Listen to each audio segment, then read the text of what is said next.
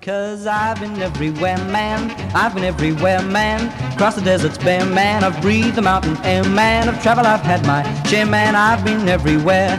Been to Tullamore, Seymour, Lismore, Mooloolaba, Nambour, Roochdore, Kilmore, Marillaba, Birdsville, Emmaville, Wallaville, Connemara, Connemara, Strathrown, Proserpine, Ulladulla, Darwin, Gingin, Lilliquin, Muckdilla, Wallumbilla, Bougainville, Cumberland, I'm a killer. I've been everywhere, man. I've been everywhere, man. No, we still haven't stumbled over a place yet where he's been, but that's okay. Sienna, it is a very great pleasure that we introduce today Peta-Maree Hayward. She's in a town called Yarra. Now, Peta-Maree, people assume Yarra would have to be in Melbourne with a name like that, but you're not. Where are you? No, we're on the outskirts of Goulburn on a farm, so no water views for me. Oh, well, the dam might count, but, you know. And it's ironic because Yarra actually comes from an Indigenous word meaning water, as I understand it. See, there you go. Well, we do have a pool, so I guess, you know, I'm a little bit lucky. And interestingly, of course, there's a suburb in Melbourne called South Yarra, but there's no suburb called Yarra as such. It's because it's south of the Yarra. So that would have to be probably the longest distance between two towns that are called something and South something anywhere in Australia, you would think, wouldn't you? You would. Interesting. Yeah. And so different. But, yes. Now, if folks are going along, well, arguably the most used road in Australia, that is to say the Hume Highway, would they go through Yarra or are they missing it? They would miss it. So we are a little town with not even a post office, but we're about 8 kilometres out of Goulburn town itself. So you would pass our turn-off as you head towards Goulburn, Canberra, Victoria, whichever way you're heading. I was actually in Yarra myself in November. I think I told you that. I admitted to that afterwards. But I was on a bus and it didn't stop. Otherwise, I would have stopped and bought some more of those extraordinary jelly snakes with chocolate all over them. But tell the good folks in Sienna as well, although she is a good folk, don't worry about that. Tell us a bit about what people do in and around Yarra and in and around Goulburn. So there's a lot of farming goes on in Goulburn and Yarra, a lot of sheep, cattle, and then, of course, we have the township itself where there's a lot of industry, there's education, there's shops, you know, that kind of stuff. But predominantly a lot of farmers, a lot of hard-working farmers in our area. Yeah. And I suspect there would be some. How far is it across to the main part of Canberra? Now, I did that on Thursday, and it took me, what did it take me, 70 minutes, I think, to get into the centre. And it always depends, you know, what time of day, roadworks, all those exciting things that we all face day to day. And it takes us about 55 to get to the airport. So, you know, it's an easy drive as well, and it's a nice drive.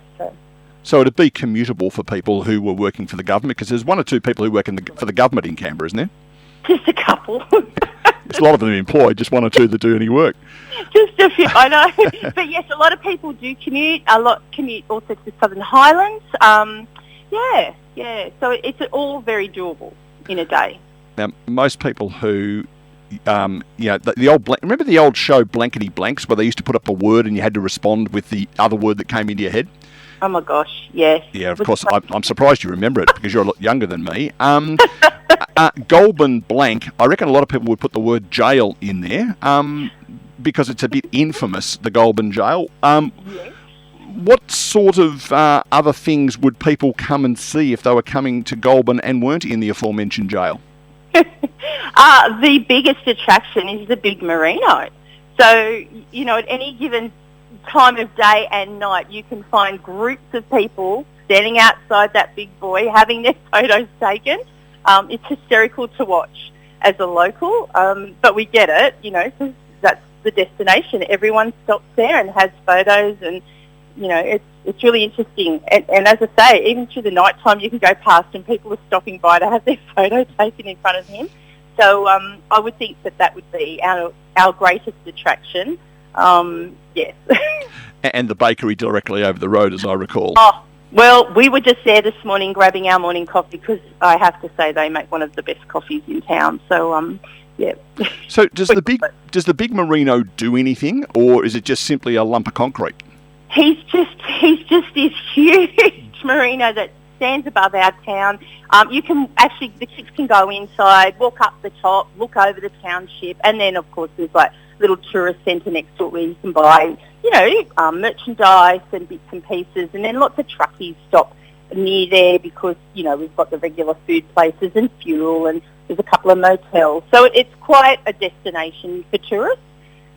As long as they're not looking too sheepish at the time. Oh, no. Is it too early for bad jokes? Oh, no, it's never too early for bad jokes on the Two Blake Chatting radio show.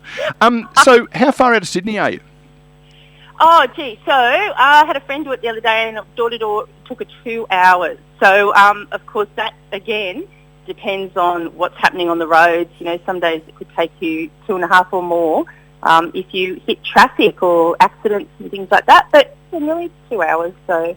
Oh, fortunately, we're based in Geelong, and, of course, the trip to Melbourne is always clear, never a disruption, and I'm going to get thrown off the radio very shortly if I continue to lie. That's exactly like Sydney. Yeah, oh, it's a shocker. And last time I was there, the reason I was catching a bus through there, I was catching the Indian Pacific, which normally doesn't go through there. I don't think. But we had to get off at Wagga Wagga because there was a lot of water laying around. And I remember crossing that bridge at Gundagai, which is normally the width of the Murrumbidgee River, and it was actually the width of Botany Bay when we got across it. Amazing, yeah. Has it dried up any? Yes, very much so. We're on fire. Watch this weekend because of the extreme. We're expecting 40 today. So the last weekend I did the mad dash home, and we had to move cattle because we had a fire not far from us. And a couple of weeks ago we had the same problem. So, you know, it has really dried up. I think people just assume we've had heaps of rain. That's awesome, but you know, we're walking through the paddocks and it's very crunchy. And there's not a lot of water in those paddocks, so we're hand watering some of our cattle because, you know, they just don't have access to the dam, so we've got to keep their water levels up. But yeah, it's dried up very quickly. So from 3 months ago, and it literally was 3 months ago, to having, I was going to say mountains of water, that's not right, lakes of water, that's what is the correct term, isn't it? Like literally as far as the eye could see coming through Gundagai, which is not that far south of you, to now being on fire danger, that just underlines how weird this country is.